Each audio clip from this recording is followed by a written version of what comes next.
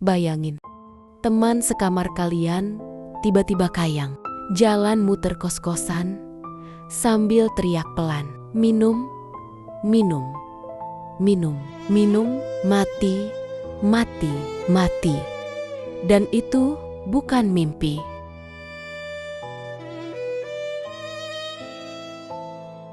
Halo semuanya, terima kasih sudah klik video ini.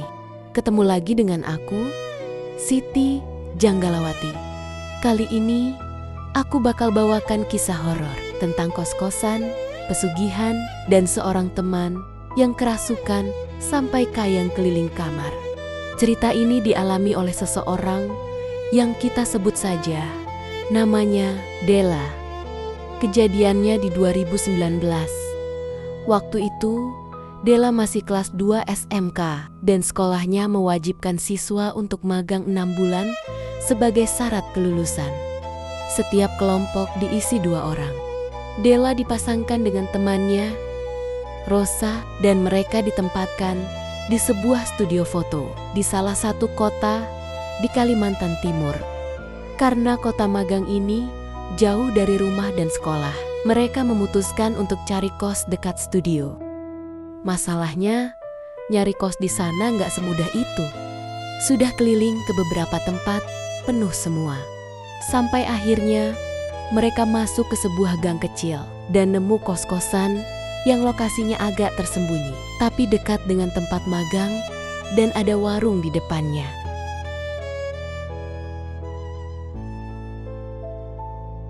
Pemilik kos ini kita sebut saja Bu Jum.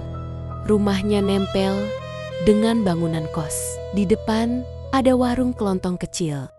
Saat pertama kali ketemu, Bu Jum terlihat ramah. Tapi dari cara dia menatap Della dan Rosa, ada rasa nggak nyaman. Mereka merasa kayak lagi diskan dari kepala sampai kaki. Saat ditanya soal kamar kosong, Bu Jum bilang masih ada 1 kamar di lantai atas, nomor 3. Mereka diajak naik. Begitu pintu dibuka, hawanya langsung beda. Pengap, suram, kayak kamar yang lama nggak ditempati. Tapi di dalam sudah ada kasur dan lemari. Semi-furnish, lumayan praktis buat anak magang. Walaupun ada rasa nggak enak, mereka mikir, ya sudahlah, cuma 6 bulan. Dekat tempat magang, sudah capek cari kos lain. Akhirnya mereka sepakat, kamar nomor 3 itu pun resmi jadi tempat tinggal mereka.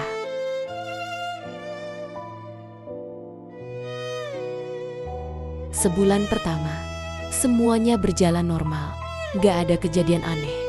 Selain suasana kamar yang memang kurang enak. Sampai masuk bulan kedua. Suatu malam, saat mereka sudah rebahan di kamar, Della mendengar suara perempuan menangis. Suaranya pelan, seperti dari luar jendela. Lebih tepatnya dari arah genteng rumah Bu Jum, yang terlihat jelas dari kamar mereka di lantai 2. Ros, kau dengar nggak? Iya, aku juga dengar. Nangisnya lama. Begitu mereka mulai saling pandang, suara itu tiba-tiba hilang. Tapi belum sempat lega, muncul suara lain. Krek, krek, krek, seperti ada yang menginjak seng di atas genteng. Rosa mulai curiga. Del, jangan-jangan maling.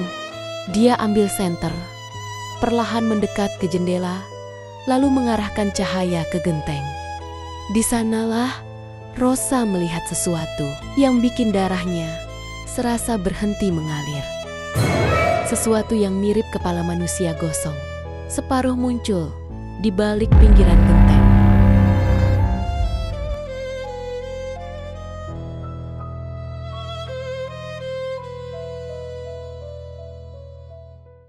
Rosa refleks menjerit kecil, menutup tirai jendela dengan buru-buru. Della panik. Kenapa, Ros? Enggak, mungkin aku salah lihat. Malam itu, mereka paksa diri pura-pura lupa. Tapi setelah kejadian itu, suara-suara aneh mulai jadi rutinitas. Tangisan perempuan, suara benda jatuh, Suara pintu seolah terbuka dan tertutup sendiri. Mereka masih berusaha berpikir logis. Namanya juga kos. Pasti ada penunggunya. Yang penting nggak ganggu fisik. Suatu malam, sepulang magang, Della lagi nggak enak badan. Dia tidur lebih awal, sementara Rosa masih beraktivitas. Di tengah malam, Della terbangun karena haus. Dia bangkit pelan, menuang air dari galon di sudut kamar. Saat gelas sudah hampir menyentuh bibir, terdengar lagi suara tangis perempuan. Kali ini, Della memilih cuek. Tapi, beberapa detik kemudian, tangisan itu berubah menjadi tawa melengking. Dan yang paling mengerikan, suaranya terdengar tepat di telinga Della, seolah ada yang menempel di sebelah pipinya. Della refleks menutup telinga, melempar diri ke kasur, menutup tubuh dengan selimut, dan membaca doa sampai akhirnya tertidur karena lelah. Besok paginya, saat Della menceritakan kejadian itu, Rosa malah balas dengan cerita yang lebih parah. Malam yang sama, Rosa terbangun karena ingin ke kamar mandi luar. Saat kembali dan membuka pintu kamar, dia melihat bayangan kepala gosong, tanpa badan, sedang mengintip dari samping lemari mereka. Awalnya dia pikir cuma bayangan, tapi kepala itu bergerak, pelan-pelan memutar, menghadap penuh ke arahnya. Matanya melotot, gigi tampak bertaring. Rosa langsung istighfar sambil memejamkan mata. Begitu dibuka lagi, bayangan itu sudah hilang. Malam itu, mereka sepakat satu hal. Mulai sekarang, kalau kita lihat atau dengar apapun, jangan dibahas. Cukup baca doa masing-masing. Fokus magang, tunggu 6 bulan ini selesai.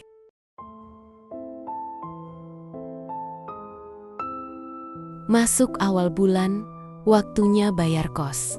Sepulang magang, Della dan Rosa mampir ke warung Bujum di lantai bawah untuk bayar sewa. Karena Bujum sedang sakit, mereka diminta masuk ke bagian rumah belakang.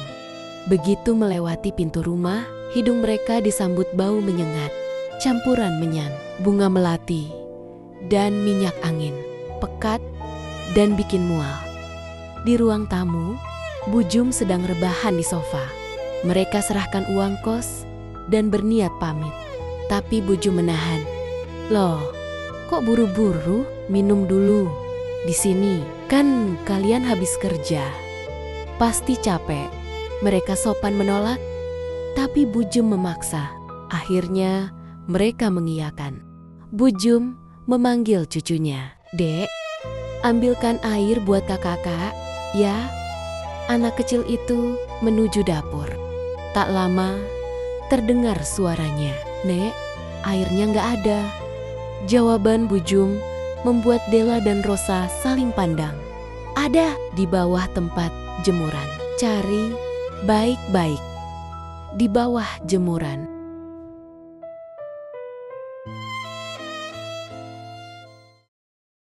Della dan Rosa langsung merasa tidak beres. Tak lama, Bujum bangun sendiri mencari air itu dan kembali membawa 2 botol air mineral kemasan. Sekilas terlihat biasa, tapi saat mereka naik ke tangga, Della memperhatikan isi botol lebih dekat. Tutup botol sudah pernah dibuka, air di dalamnya keruh. Ada semacam serpihan dan lumut halus di dasar botol. Rosa bergidik. Del, ini air aneh kali. Kita buang aja ya, aku nggak yakin. Ini layak diminum. Mereka setuju.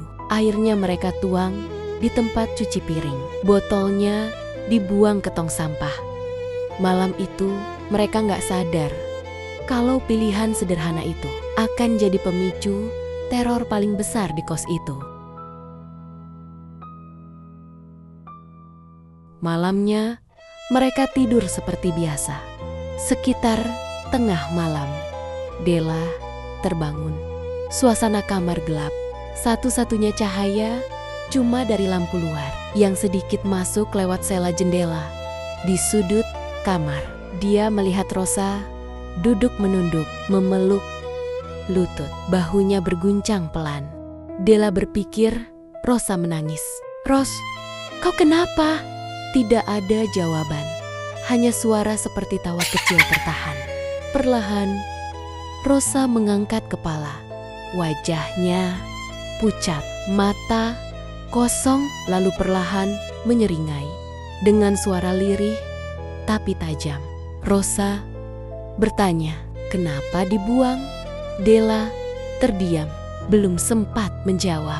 Rosa mengulang lagi, lebih keras, "Kenapa dibuang?" Pertanyaan itu diulang-ulang, suaranya makin nyaring, makin marah. "Kenapa dibuang? Kenapa dibuang?" Rosa lalu berdiri, dan sebelum Della sempat bergerak, tubuh Rosa tiba-tiba melengkung ke belakang. Dia kayang. Dalam posisi kayang, Rosa mulai berjalan berputar di dalam kamar, seakan mengelilingi tempat tidur, sambil mengucapkan satu kalimat yang sama, berulang. "Minum, minum, minum. "Mati, mati, mati." Suara itu menusuk telinga Della. Tubuhnya gemetar, mulutnya kaku, hanya bisa berbisik, "Ros, istighfar. Ros, sadar. Ros." Rosa terus berjalan dalam posisi kayang, semakin cepat, sampai akhirnya berhenti tepat di depan Della, masih dalam posisi terbalik. Wajahnya dekat sekali dengan wajah Della. Dalam satu teriakan panjang, Rosa menjerit, "Mati." dan saat itu juga Della pingsan.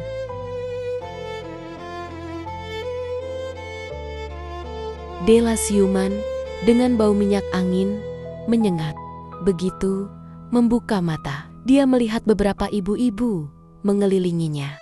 Di sisi lain kamar, Rosa sedang disuapi minum oleh seorang ibu penjual nasi kuning. Kita sebut saja Bu Retno, tetangga sebelah kos. Bu Retno bertanya, "Kalian ini kenapa sih? Berantem ya?" Suaranya sampai terdengar ke rumah ibu. Della bingung. "Kami nggak berantem, Bu." Akhirnya Bu Retno cerita, tadi malam dia mendengar suara ribut dari kamar atas.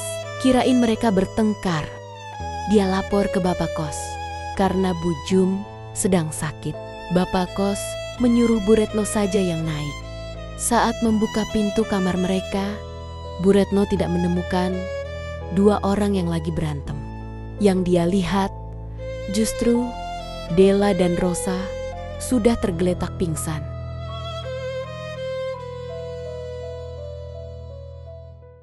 Setelah suasana agak tenang, Della menceritakan semua gangguan yang mereka alami. Suara nangis, langkah di genteng, kepala gosong, tawa di telinga, sampai air keruh dari bawah jemuran yang mereka buang. Bu Retno terdiam, lalu berkata pelan, "Mbak, saya mau kasih tahu sesuatu. Terserah Mbak, mau percaya atau tidak." Bu Retno menjelaskan, kamar nomor 3 yang sekarang mereka tempati sebenarnya sudah lama kosong, sekitar 5 tahun. Dulu ada seorang perempuan muda yang ngekos di kamar itu. Setelah beberapa waktu tinggal di sana, dia jatuh sakit, pulang ke desa, dan akhirnya meninggal dunia. Yang bikin merinding adalah sebelum kejadian itu, Bu Jum kabarnya sering sakit parah. Tapi setelah perempuan itu meninggal, kondisi Bu Jum mendadak sehat, seperti tak pernah sakit sebelumnya. Rumor pun menyebar, Bu Jum melakukan pesugihan, dan si penghuni kamar 3 itu diduga menjadi tumbal. Di kampung itu, isu tentang pesugihan Bu Jum sudah jadi rahasia umum. Menurut Bu Retno, gangguan-gangguan yang mereka alami mungkin berasal dari arwah penghuni lama kamar 3. Ditambah lagi ritual yang dilakukan Bu Jum. Air yang disuruh mereka minum, yang disimpan di bawah jemuran. Air yang keruh dan berlumut itu bisa jadi bagian dari ritual pesugihan. Dan ketika mereka membuangnya, Rosa yang lebih terbuka akhirnya jadi sasaran kerasukan. memaksa mereka untuk minum sampai mati. Setelah mendengar semua itu, Della dan Rosa tidak menunggu lama. Pagi itu juga mereka mengemas barang, dibantu Bu Retno mencari kos baru, dan pindah tanpa pamit ke Bujum. Sisa sewa mereka relakan. Yang penting mereka selamat.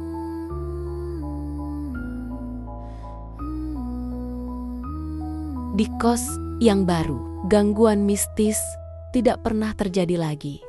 Belakangan, Della mendengar kabar kalau sakitnya Bujum justru semakin parah.